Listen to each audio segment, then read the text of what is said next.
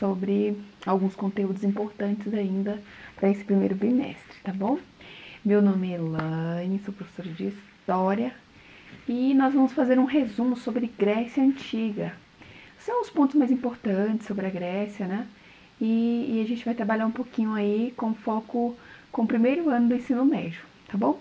Eu sempre uso para as minhas aulas de História esse material, que é o material da instituição onde eu dou aula, né? Que é o material do primeiro ano, da CPB, e esse material sempre tem me ajudado aí a fazer os resumos para as nossas aulas. Então essa aula é uma aula para o primeiro ano do ensino médio e é um resumo sobre a Grécia Antiga, tá bom? Então vamos lá. A Grécia, meninos, ela é dividida em 5 períodos. Nós temos o período homérico. Eu anotei aqui as datas, porque as datas sempre dá uma, né? A gente não decora muito data. Mas só para você ter uma noção de quando foi o período homérico, é de 2800 a 110 a.C. Muito tempo, né, atrás. Nesse período, que é a primeira fase, é o momento em que a Grécia estava povoando, né? Era o povoamento da Grécia, a formação de território. E ali na Grécia a gente vai ter vários povos. Alguns povos eram chamados de eólios, jônios, os aqueus, os dórions e alguns outros, né? Então a junção desses povos foram formando o que nós chamamos de polis. O que são polis? As polis são cidades. Nós chamamos na Grécia Antiga cidades-estados, ou seja, são cidades independentes umas das outras. Elas têm o seu próprio governo, né? Elas não dependem umas das outras, vamos dizer assim, na sua forma governamental. Então, são cidades independentes. Então, a Grécia foi formada por cidades-estados, cidades independentes que, juntando tudo, formavam o que nós temos hoje como... Hoje não, né? Naquela época como Grécia. Então, olha só, nós temos o período homérico, que é a formação das polis, depois a gente tem o período homérico, tem o pré e tem o homérico, tá bom?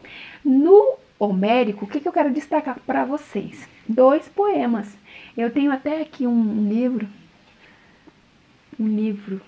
que é bem recomendado para vocês, Ilíada. Não sei se dá para vocês verem aí. Ilíada, né? A Ilíada e a Odisseia de Homero. Então, esse livro e a Odisseia são 2 livros, né? 2 poemas de Homero e marcou esse período homérico. Por isso, né? Período homérico. Por quê? Foi no período em que Homero vai escrever esses 2 poemas. Esse período ele é bem marcado. O que a gente sabe desse período vem desses poemas. Na Ilíada, gente, o que é a Ilíada? De forma bem resumida, ela vai narrar a Guerra de Troia, né? Vai narrar a Guerra de Troia. E a Odisseia vai narrar as aventuras de Ulisses, depois da Guerra de Troia. Então, período homérico, a gente tem esses 2 poemas. Ilíada, Guerra de Troia, e Odisseia, que é as aventuras de Ulisses, tá bom? De forma bem resumida. E depois tem o período arcaico. O período arcaico já é um aprofundamento da formação dessas polis. A gente tem aí a formação das 2 principais polis, que é Atenas e Esparta. Atenas, a principal característica de Atenas que a gente pode destacar é Atenas era uma cidade-estado, né, independente, e ela era muito voltada para a democracia. Democracia, né, que é governo do povo. Tá? Cracia é governo, demo, povo. Então, Atenas tinha uma política muito voltada para a democracia, para a filosofia e tantas outras áreas aí que nós vamos falar um pouquinho no final, que são os legados da Grécia. Beleza?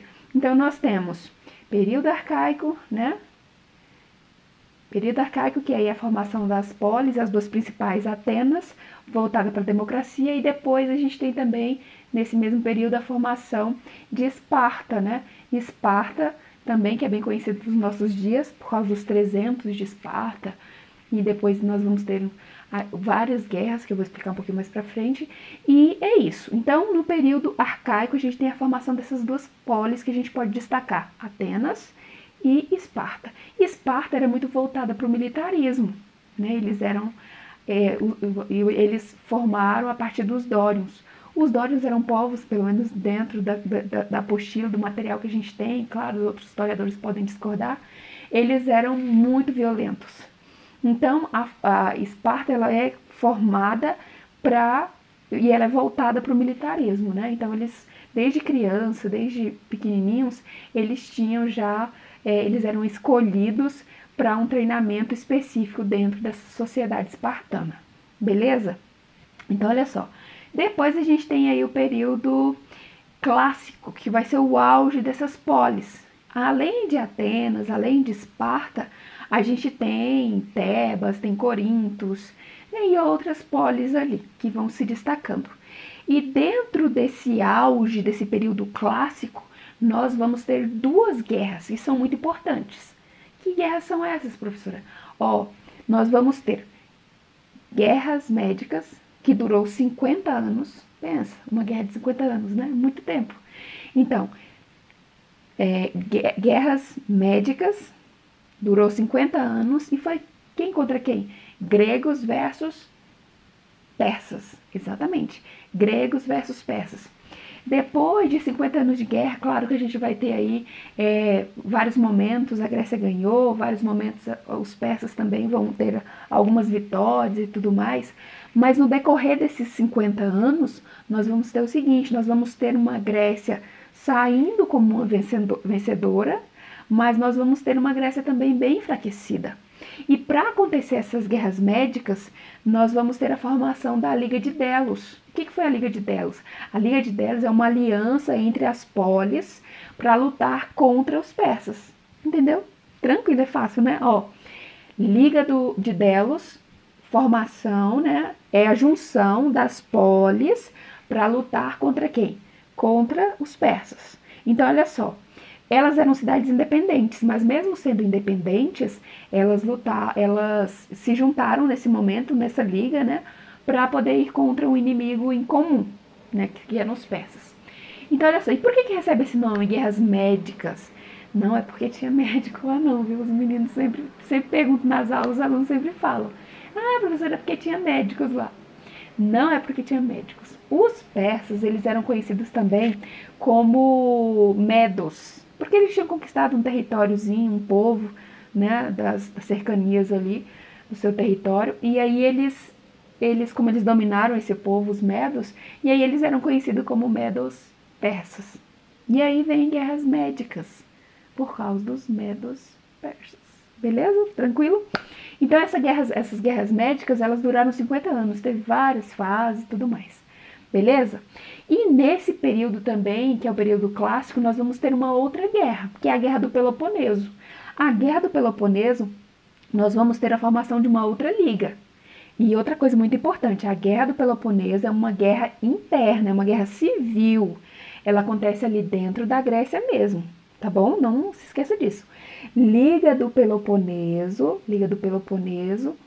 é uma guerra civil. Essa liga é formada pelas polis, em especial Atenas, Corintos e Tebas. Vamos destacar essas três.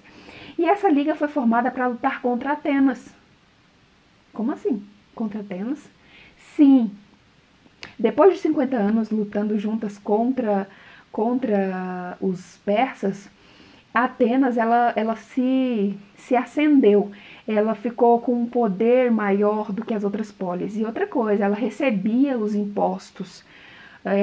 Eles faziam arrecadações e esse dinheiro, ao invés de ir para a liga, ia diretamente para Atenas. Então a Atenas ela ficou acima das outras polis, de forma bem resumida, né, gente? E aí ela ficou acima, e aí as outras polis, como elas eram independentes, elas não aceitaram essa supremacia de Atenas. Então eles formam a Liga do Peloponeso, Atenas, Liga do Peloponeso, Esparta, Corintos e Tebas. Essas três tinham algumas outras, mas essas três são as principais, vão junto numa guerra civil brigar com quem? Com Atenas. Então, Guerra do Peloponeso, beleza? Então, primeiro a gente tem nesse período clássico, isso é só o básico, tá, gente? É o mais simples, de forma mais resumida. Nós temos guerras médicas, gregos versus persas, os gregos ganharam, e no final a gente tem aí uma guerra civil, que forma a Liga do Peloponeso, que é uma liga que vai contra Atenas, uma guerra civil. E aí depois, no final disso tudo, quem é que ganha, professora? Eu acho que ninguém, quase, pelo menos os gregos, né, saem perdendo. Por quê? Na Liga do Peloponeso, na Guerra do Peloponeso, nós vamos ter Esparta ganhando. E ela vai se enaltecer, ela vai ficar acima das outras. E depois vem Tebas, num momento também de governo, né, mais proeminente e tal. E depois a gente tem, depois da Guerra do Peloponeso, nós vamos ter uma coisa bem triste na Grécia, que é o período que a gente conhece como período helenístico. Enquanto eles estavam brigando, eles já tinham 50 anos de guerra contra os persas, as polis já estavam enfraquecidas. Agora, mais 20 anos na Guerra do Peloponeso, 70 anos de guerra. Então, eles estavam, né, bem enfraquecidos. E aí, o que vai acontecer? Vai acontecer que Alexandre o Grande, que era da Macedônia, um territóriozinho bem assim, né, é considerado por alguns historiadores como uma poli, por outros não é considerado uma poli, mas nesse período os macedônios, liderados por Alexandre o Grande, filho de Filipe, ele vai conquistar a Grécia nesse período de guerra, né, de guerra civil. Então a Grécia sai perdendo por quê? Ao invés de se fortalecer após a guerra que eles venceram contra os persas, eles entram numa guerra civil durante 20 anos. E aí é o momento em que Alexandre o Grande aproveita para poder dominar. E aí inicia o último período da Grécia, que é o período helenístico. Helenístico, por quê? Os gregos, eles também são conhecidos como helenos, ou Helena, né?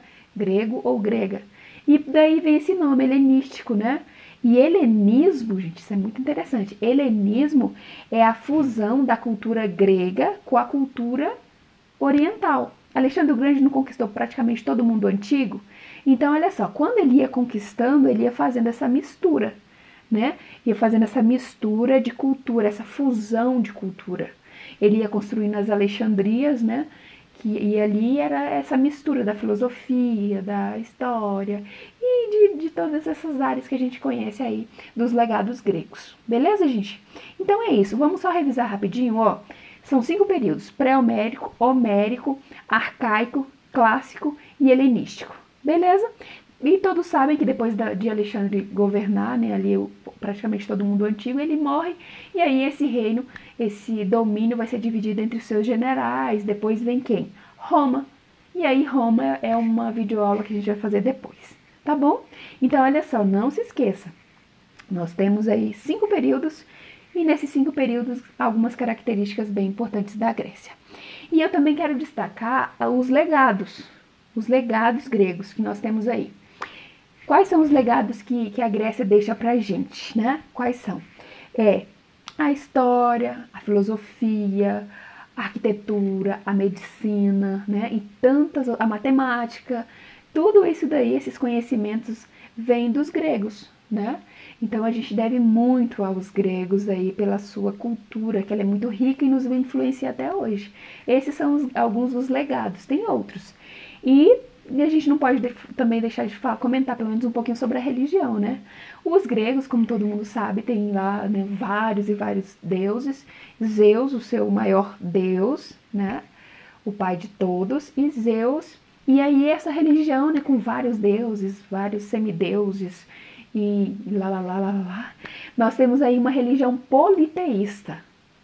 O que é uma religião politeísta? Acreditava em vários deuses, não é isso? Então a Grécia, nesse período antigo, ela tinha essa religião politeísta, né? Eles adoravam vários deuses. Beleza, gente? Esse é um resuminho da nossa aula e eu espero que vocês tenham compreendido algumas características aí da Grécia, e é isso. E uma coisa também importante, gente, que eu esqueci de destacar, é a questão das leis escritas que foram feitas por Drácon, só lembrando aí, né, para você que também entra aí no nosso conteúdo. Drácon, primeiras leis escritas, e Solon, que vai fazer aí algumas leis também em favor da escravidão, para o fim da escravidão na Grécia, tá bom? Então aí algumas revoltas, algumas reivindicações feitas por alguns legisladores, tá bom?